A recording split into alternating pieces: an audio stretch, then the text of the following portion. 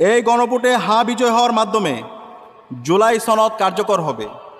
রাষ্ট্র ক্ষমতায় ভারসাম্য প্রতিষ্ঠিত হবে,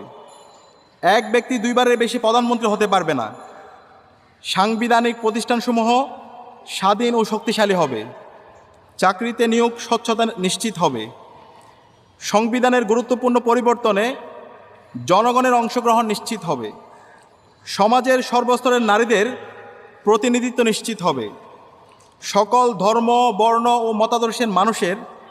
ন্যায্য অধিকার সুরক্ষিত হবে, ইন্টারনেট মৌলিক অধিকারের অন্তর্ভুক্ত হবে, যেন ভবিষ্যতে ইন্টারনেট বন্ধ করে খুনি হাসিনার মতো কেউ গণহত্যা চালাতে না পারে। অর্থাৎ ভবিষ্যৎ বাংলাদেশ কোন পথে পরিচালিত হবে তার খতিয়ান ও রূপরেখা নির্ধারিত হবে এই গণভোটের মাধ্যমে। ডাকসু মনে করে